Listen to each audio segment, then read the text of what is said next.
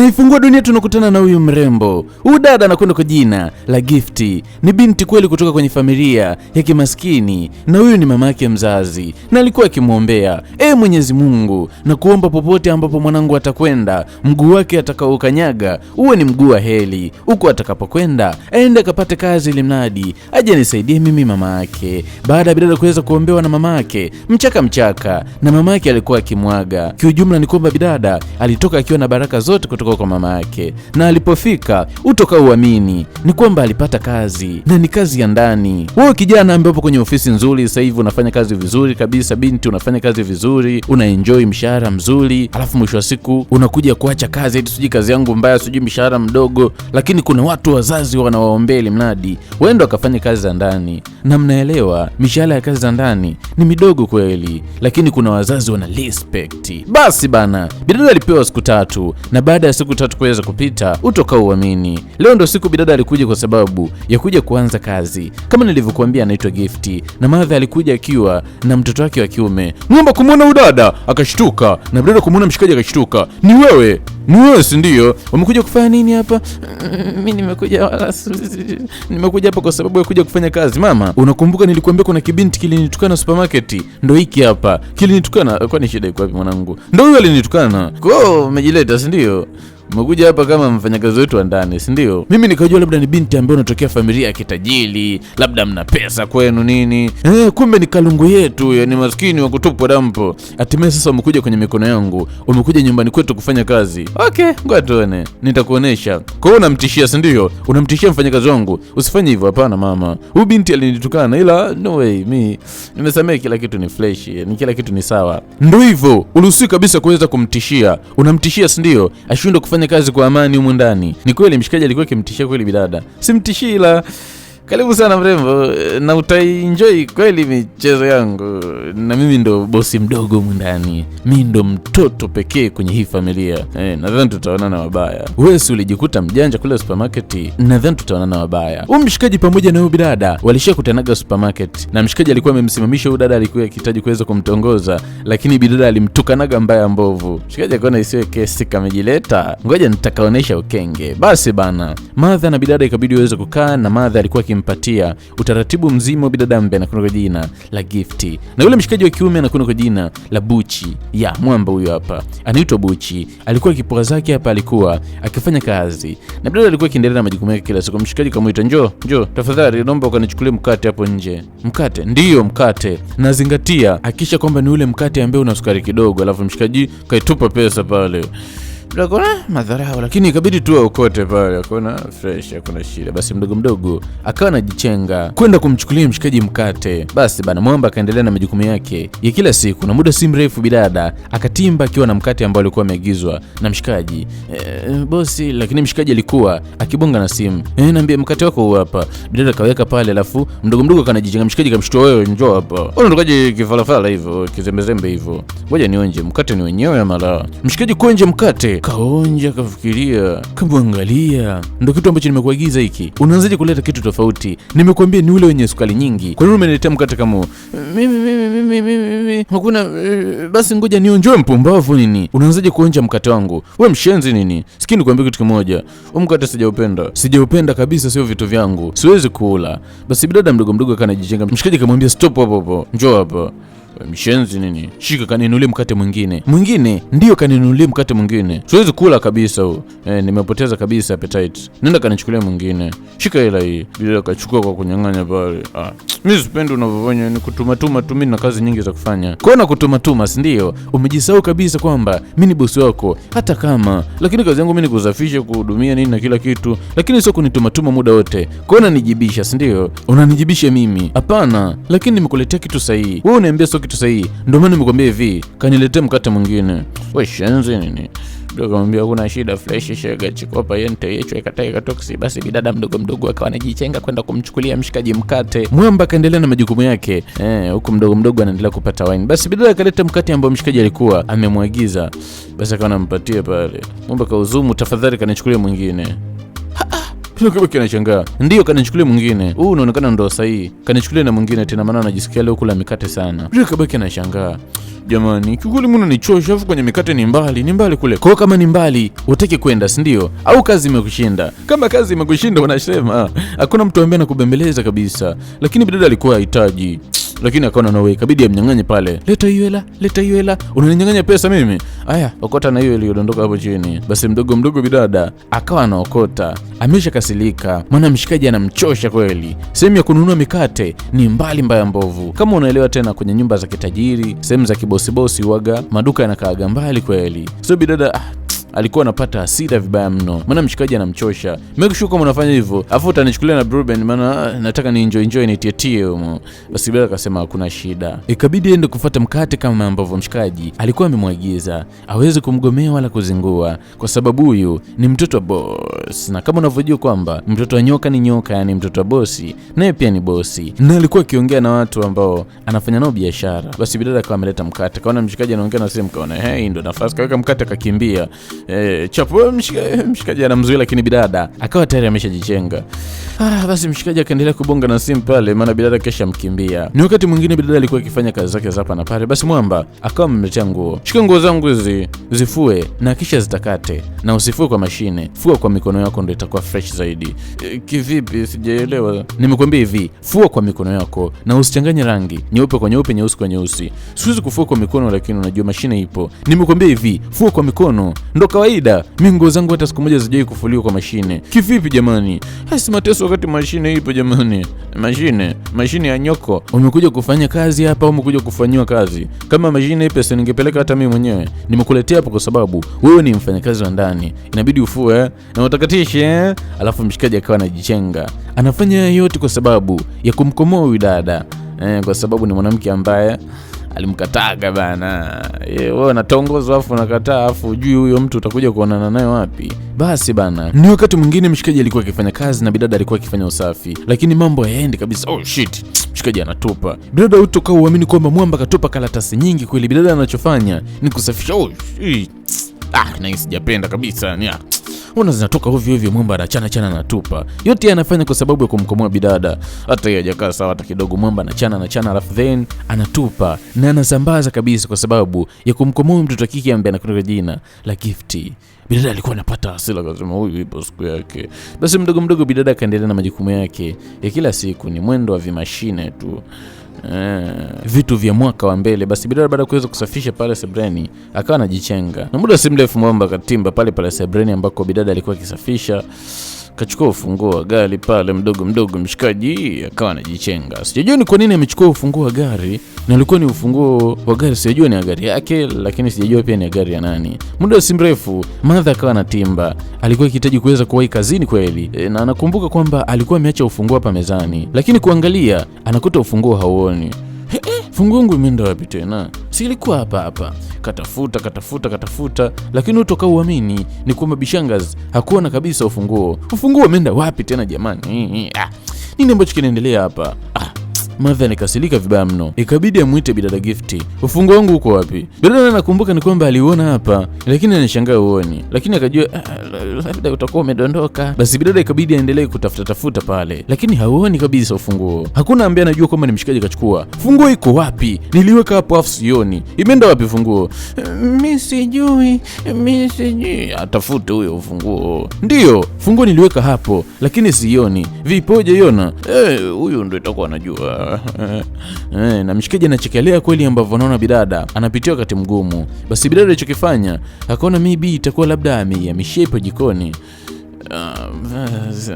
Mdogo mshikaji akawa anamfuata bidada mpaka jikoni. Huku bidada alikuwa akitafuta kwenye fuko la takataka, akajua maybe alileleta huko, na mshikaji kamtemvia na kuona unahangaika, sijui umeiba funguo, sijui unataka kufanyia nini, sijui unataka kuteka gari la mama wangu. tafuta vizuri, tafuta kisha kwamba mpaka umepata. Basi bidada akawa na nawa zake pale, baada ya kushika matakataka na mdogo mdogo akawa anarudi sebleni. Mwamba anamzoom tu kwa sababu anajua yeye nini ambacho amekifanya, maana yeye ndo mtu ambaye amechukua funguo. Funguo iko wapi? Mimi sioni, sijui iko wapi. Yaani unasema uioni? Fungua gari yangu. Hivi una akili timamu kweli? Sikini kuambia kitu kimoja. Yaani kikweli hapa hapaliki wala kulalika. Lazima unipatie funguo. Lakini ilikuwa hapo kivipi? Mbona haipo? Imeenda wapi? Ndio, hamna mwingine wa kuchukua zaidi yako. Wewe sema tu funguo iko wapi. Kama unataka kuteka gari, sema tu, sema nataka kuteka gari. Nimekwambia hivi, ninachokitaka ni funguo yangu. Mama, mimi nadhani unaja kuhangaika, tumia hata gari yangu. Sikini kuambia kitu kimoja wewe binti. Nikirudi kazini, nataka kuiona funguo ya gari yangu. La sivyo, patachimbika na utakosa kazi hapa. Alafu madha akawa anajichenga. Utakosa kazi kabisa wewe binti, inabidi utafute funguo ulikoweka, lakini funguo ilikuwa hapa. Hii inawezekanaje? Bila kujua kabisa kwamba mshikaji ndo alikuwa ameficha funguo. Basi mwamba mdogo mdogo, yani mwamba alichokuwa na kihitaji ni kwamba mamake amfokee tu dada, hakuna kingine. Basi karudisha ufunguo pale, kaweka jikoni, maana kajua bidada si muda wote anashinda na jiko, ni lazima tu atakuja hapa na ataona ufunguo ambao alikuwa akiutafuta mshikaji. Kanyata pale mdogo mdogo kana jichenga. Bidada kutimba jikoni, anabaki anashangaa, anaona ufunguo hapa. Hii inawezekanaje? Ufunguo ulikuwa haupo hapa, na kama ungekuwepo hapa mimi ningeuona. Hii inawezekanaje? Nuyu mpumbavu, hakuna mtu mwingine. Bidada akagundua tu kwamba hakuna mtu mwingine zaidi ya mshikaji ambaye anakwenda kwa jina la Buchi ndo kafanya hivyo. Kwa anacheza na mimi, si ndio? Anijui vizuri, atanimenye, nitamuonesha ukenge. Unaambiwa hivi, usiweke uadui na mtu ambaye anakupikia chakula, kwa sababu sumu ni bei rahisi kweli. Yaani sumu haifiki bei hata ya sahani ambayo unawekewa chakula. Kwa inabidi uwe na nidhamu kweli na mtu ambaye anakupikia msosi. Basi mshikaji msosi ulifika pale. Bado msosi umefika, lakini mshikaji ana maneno mengi vibaya mno. Na basi mwamba akawa anakula pale, lakini kula chakula utoka uamini kilikuwa na mapilipili. Unaelewa pilipili? Pilipili ya kufa mtu. Wewe. Njoo hapa. Nini ambacho unakifanya hiki? Boss, kuna shido. Ndio, mwamba utoka uamini kwamba alikuwa akikohoa vibaya mno. Bidada kazidisha pilipili ya kufa mtu. Alafu mshikaji ni mtu ambaye halagi pilipili hata kidogo. Alafu bidada ka overdose. Jamani pole bosi, itakuwa nimetupia kwa bahati mbaya. Basi mwamba akaona kunywa maji. Unakufa mimi. Bidada kufika jikoni utoka uamini. Na dawa yake bado, yani bado. Nitamuonesha ukenge. Nitahakikisha kwamba nalipiza kila kitu alichonifanyia. Yes, najikuta mwanaume, najikuta kidume. Nitamuonesha ukenge. Bidada amedhamiria kabisa kuweza kumripizia kisasi mshikaji ambaye anakwenda kwa jina la Buchi. Pia mshikaji bana ana mpenzi wake, mwanamke anayempenda kweli. Sikia nikwambie kitu kimoja. Sikujua kabisa kwamba wewe ni malaya. Nini shida baby? Niache kama nilivyo. Yaani unajifanya mvole, kumbe ni kama malaya, si ndio? Leo nimeijua asili yako. Sikuelewi baby unamaanisha nini? Utanielewa tu. Leo ndo nimejua kwamba wewe ni kama malaya. Wewe ni muni. Na kuanzia leo mimi na wewe bas. Niliyoyasikia yanatosha, toka huko mshenzi. Mwamba nabaki anashangaa. Kwa nini mchumbaki kamwacha? Mbona alikuja akiwa vizuri kabisa na kamtuma mfanyakazi amletee juisi. Lakini baada ya mfanyakazi kumletea juisi, mbona kama kabadilika? Utoka uamini kwamba bidada Gifti kamwambia maneno makali kweli. Na huko alikuwa akienjoy, anafurahia akimwona mshikaji anapata shida. Mwamba katimba. Umemwambia nini mwanamke wangu? Kwa nini alikuja tu vizuri alafu mwisho siku umempatia juisi alafu kaniacha? Mimi sijamwambia chochote. Kwani kuna shida yote? Mimi sijasema kitu. Nimekwambia hivi, nini ambacho umemwambia? Najua kuna kitu umemwambia. Haka, mimi sijamwambia chochote. Unajikuta, si ndio? Sikia nikwambia kitu kimoja. Kaa mbali na mambo yangu kwa sababu nitakufanya kitu kibaya wewe maskini. Alafu mwamba akawa anajichenga. Hata kama mimi ni maskini lakini maskini jeuri. Alafu bidada akawa na tabasamu na akawa anasherehekea kwa sababu amejua kumnyosha mshikaji. Mwamba si anajikuta mjanja, anajikuta mbabe. Leo kakutana na kiboko yake. Washenze nini? Na basi bana, ni wakati mwingine muda usiku mshikaji alikuwa akifanya kazi na kamuita bidada. Bidada alikuwa amechoka kweli kwa sababu alikuwa ametoka usingizini. Nenda kanipikia chakula sasa hivi, nina njaa kweli kweli. Na hakikisha kwamba unanipikia pilau nini pamoja na kuku mimi niweze kuenjoy. Na inabidi uweze kufanya haraka kwa sababu njaa ni kali. Bidada akasema haiwezekani. Itabidi ufanye hivyo. Mimi nina njaa, nimefanya kazi sana, nahitaji kula. Jamani, sasa hivi ni usiku. Mbona umekula tu saa 2 hapo unakuja kuniamsha saa 8 jamani? Lakini bidada no way, inabidi aweze kufanya hivi kwa sababu yeye ni mfanyakazi wa ndani, ana namna, inabidi aweze kumpikia mshikaji chakula. Na basi bana, alipika mpaka saa 10 za usiku. Basi mdogo mdogo akawa nakileta chakula pale. Chakula hicho amelivika. Mshikaji akasema chakula wewe, kwa sababu nimepoteza appetite maana umekuchelewa kula. Bidada akasema wewe subutu. Nini shida? Kwani tunalazimishana kula au? Tunalazimishana kula. Ndio, ni lazima ule. Nimeteseka zaidi ya masaa 2. Alafu utaki kula. Ni lazima ule bana. Mshikaji kinamjenga. Vipi kama nikisema sitaki kula? Ndio maana nimekuambia hivi. Siwezi kula. Nimepoteza appetite. Yaani nimekuagiza dakika 30, umekaa masaa 2. Siwezi kula. Ni lazima ule. Kaa pale ule. Mshikaji kinamjenga. Huwezi kuniforce mimi kwa design kama hiyo. Mwamba akawa anajichenga, bidada akamchukulia msosi pale na akawa anampelekea chumbani kwake. Ni lazima ale. Yani awili. So poa. Na dudu letu linakwenda kwa jina la Maskini Jeuli, na mimi ni jini ya sauti ya Simba. Najua bado hujasubscribe YouTube channel yangu. Tafadhali naomba ufanye hivi kwa sababu hii ni channel yangu mpya. Kuna watu wanaulizaga kwamba ni wapi nitapata movie za Genius kila siku mpya. Basi kuanzia leo hapa ndo utakuwa ukipata movie zangu mpya kila itwapo leo. Tafadhali chini ya video hii upande wa kushoto kuna maandishi yameweza kuandikwa neno subscribe. Bofya hayo maandishi, yatakusaidia uwe ni mtu wa kwanza kupata movie zangu kila itwapo leo.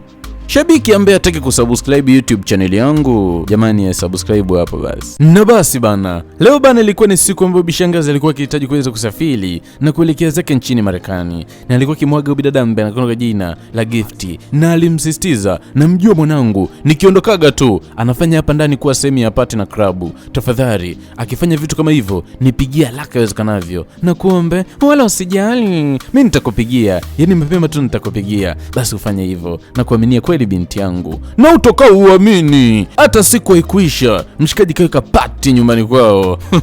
Walikuwa wakienjoy, ni miuno tu watoto wanaikata. Bidada naye kuchelewa, ikabidi aweze kutwanga mnala kwa mama mwenye nyumba, na alimwambia kila kitu kuhusiana na mambo yote ambayo mshikaji alikuwa akiyafanya. Mwamba ni anaenjoy, anapata moja moto moja baridi, pisi mbele na nyuma, nyoshi. Na mshikaji simu ilikuwa ikiita pale. Basi mdogo mdogo ikabidi ende jikoni kupokea.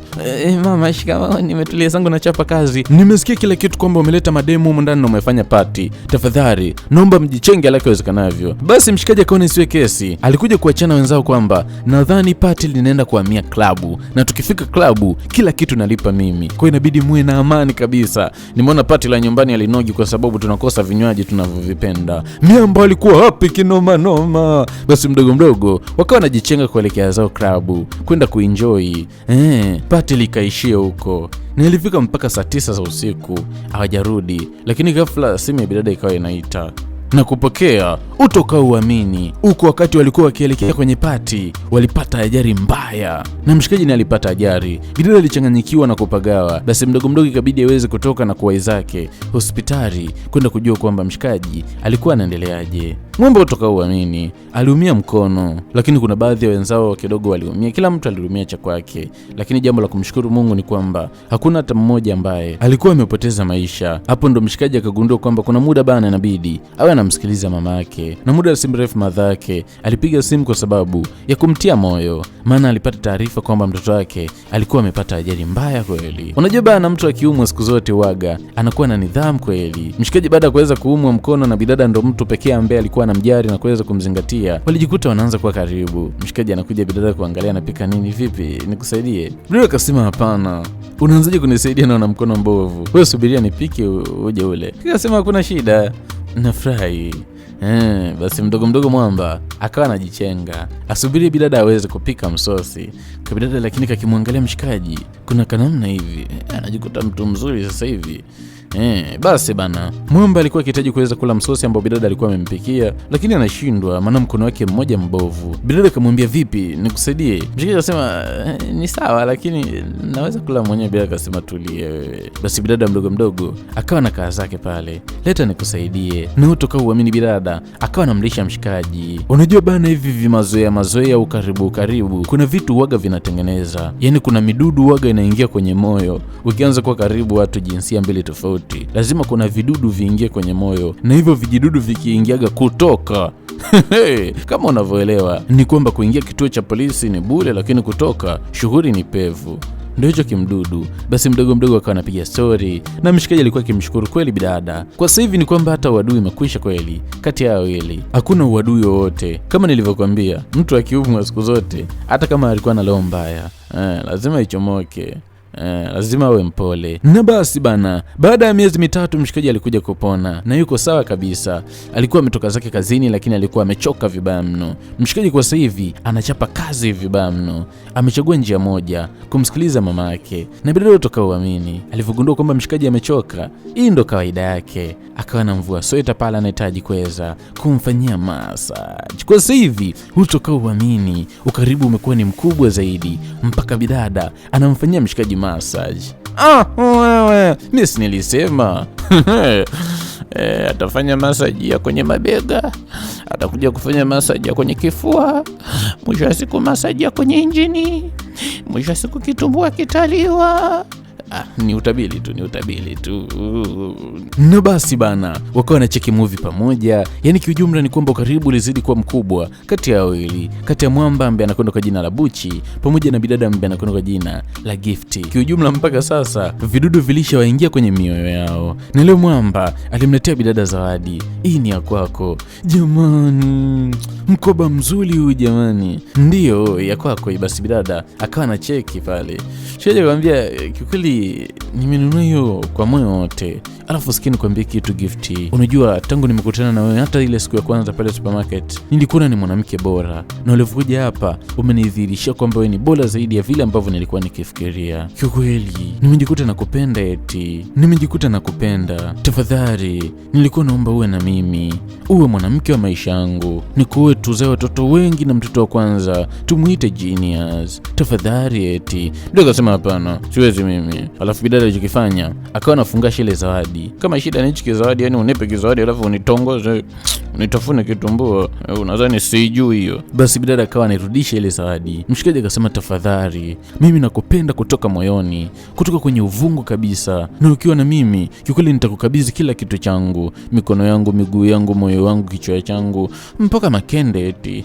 Ndio akasema kwenye makende hapo, chukua zawadi yako. Unataka kuninjunja, unataka kunitafuna kitumbua wewe. Chukua zawadi yako. Bidada ilibidi aweze kumrudishia mshikaji zawadi yake bana. Shika. Kisa zawadi ndo nitafuna kitumbua. Lakini mwamba kukoma. Kila siku akirudi kutoka kazini, ni lazima arudi na kitu mkononi, kwa sababu anajua mkono mtupu ulambwi. Kampatia bidada zawadi. Lakini bidada akawa anagoma. Mshikaji akasema hiyo hapo zawadi yako. Utaichukua muda ambao ukitaka wewe. Bidada kaona hili Mbona hili sasa? Unajua bidada anachokiogopa ni kutafunwa kitumbua. Mamake alimfundisha kwamba wanaume wajanja kweli watakuletea zawadi, lakini lengo lao ni kitumbua manyoya. Wanataka kamanyoya. Hao ndo wanaume. Bidada alikuwa akifikiria kujua nini ambacho akifanye, lakini alipata wazo. Na wazo sahihi ni kumtafuta yule bidada ambaye anakwenda kwa jina la Sharon. Huyu dada bana alikuwa ni mchumba wa mshikaji, lakini mtoto wa kike ambaye anakwenda kwa jina la Gifty alimwambiaga maneno magumu kwamba yule mshikaji malaya na wanaume wengi, limradi huyu bidada amwache. Na ni kweli bidada alifanya hivyo, lakini leo mtoto wa kike aliamua kuja kukanusha maneno yake, na kilichomleta hapa ni kumwambia Sharon kwamba mshikaji anampenda kweli, na kile alichomwambia mwanzo hakikuwa kweli. Yaani kwamba alimdanganya kulingana na ugomvi wao ambao ulikuwa ukiendelea. Sharon alifikiria kweli, na ni kweli Sharon naye anampendaga kweli mshikaji, lakini shida inakuwaga ni maneno ya bidada. Basi bana, bidada alirudi maskani. Ila akirudi maskani, mwendo ni ule ule. Mshikaji anamtaka, anampenda, lakini bidada alikuwa akigoma. Hawezi kuwa na mwamba kwa sababu anaogopa mshikaji atamtafuna kitumbua. Mwamba kukoma, alizidi kumbembeleza kila itopo leo. Na kama unavyojua, mwanaume kadri anavyozidi kumbembeleza mwanamke, ndo kadri mwanamke anavyozidi kurogeka, anajikuta anampenda. Ndio hivyo bidada akajikuta kama vile anaanza kumpenda mshikaji, lakini tayari ameshamwambia Sharon inabidi aweze kurudiana na mshikaji, na bado mshikaji anamwambia nampenda. Unadhani bidada nini ambacho atakifanya? Tayari naye ameanza kujikuta kama vile yani. Basi mdogo mdogo kama amekazao pale, ikabidi aweze kuzungumza kitu. Mshikaji akamwambia nakuelewa, najua bado hujafikiria kuwa na mimi, najua bado hujaona kama mimi ni mwanaume ambaye nakufaa kulingana na vitu ambavyo vimetokea katikati yetu, ila nimekubaliana na matokeo. Mwamba alimekubaliana na matokeo bana. Si bidada ampendi, amtaki eti sijui kwa sababu anaogopa amwamini atamtafuna kitumbua. Mwamba kaamua kusema okay, no problem. Kaamua sasa hivi bana, ni vyema kata tamaa. Bila kumwambia kwa umekata tamaa sasa hivi utaki kuwa na mimi. Mshikaji kamwambia ndio hivyo, kwani kuna shida? Lakini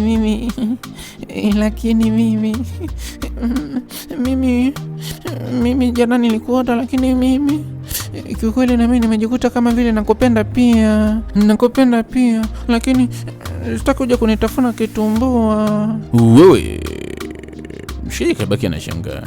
Sijaelewa, yani unamaanisha nini? Kwamba unamaanisha unanipenda kweli kutoka moyoni au unatania? Au basi nimekosea kuzungumza. Alafu bidada akawa anajichenga. Huyu mshikaji vipi? Mtoto kakubali kabisa kwamba nampenda pia, alafu anamuuliza kwamba umekubali kweli, yani uthibitisho wa nini hapo? Badala ya kubeba mtoto na kwenda kuipeleka chumbani kwenda kutafuna kitumbua.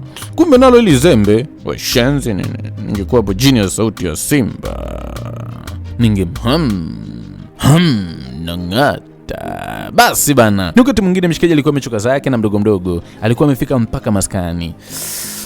Uchovu ni mwingi. Leo anashangaa bidada aji kwa sababu ya kumnyosha. Unajua amemzoea bidada waga anamfanyia vimasaji nini kwenye mabega. Akawa anamuita mtoto kike, lakini anashangaa bidada aji. Mdogo mshikaji akawa anaenda kumcheki bidada, maybe yuko jikoni anapika, lakini anakuta bidada hayupo na mabegi yake hayapo. Yani inamaanisha kwamba bidada kajichenga. Basi Mwamba akawa anampigia simu. Utoka uamini ni kwamba bidada ameondoka maskani, na ameondoka kwa sababu hataki kuwa karibu na mshikaji. Maana kila akiwa karibu na mshikaji anajikuta anaanza kumpenda, wakati huo tayari alishamwambia Sharon kwamba arudiane na mshikaji. Na ni kweli bana, Sharon alitimba mpaka nyumbani kwa kina mshikaji, lakini Mwamba alikuwa ni mtu ambaye hana raha na wala hajisikii kabisa kumwona Sharon. Vipi bebi wangu, kuna shida, kuna tatizo? Kama kuna shida niambie. Kikweli mimi nakupenda kweli, na nilichokisema mwanzo nilikuwa sijadhamiria. Tafadhali naomba nisamehe kwa kila kitu kirudi kama zamani. Lakini mshikaji akasema haiwezekani, kwa sababu kwa sasa hivi moyo wangu umeshachukuliwa. Moyo wangu umeibiwa mimi. Kuna mtekaji kauteka moyo wangu, anaufanya awezavyo, na hakuna mwanamke mwingine, ni yule Gifty. Wake anajanga. Yani yule ambaye aliniambia kwamba unanipenda, yani ndio wewe unampenda? Ndio. Sijionaga mapicha kama haya. Ni mapicha ya namna gani? Yeye ndo alikuja na kuniambia kwamba wewe unanipenda mimi, nirudiane na wewe. Alafu unaniambia kwamba ndio unampenda huyo. Ndio hivyo, kiukweli mimi nampenda huyo. Siwezi kukulaumu. Nitajilaumu mimi kuwa na mwanaume mpumbavu kama wewe. Wewe shenzi nini? Alafu mdogo bidada akawa anajichenga. Mshikaji kashindwa kukaza bana. Amezama, amekufa, ameoza, amedumbukia, ametumbukia, ameoza, amekufa. Na muda si mrefu kama dakika 30 hivi, kama soma saa 3-4, bidada ambaye anakwenda kwa jina la Gifty alitimba akiwa mswepe. Unaelewa maana ya mswepe? Mtoto kaoga katakata, mtoto cheki sura, cheki mdomo. Mwamba akimwangalia hivi, wewe ni malaika au umetumwa na Bwana au umetumwa na Allah au umetumwa na Suba? Wewe kiukweli wewe. Mwamba elewi yaseme nini, na bidada ndo hivyo ni kwamba wanapendana eti. Makumbato ndo kitu ambacho kilikuwa kikiendelea.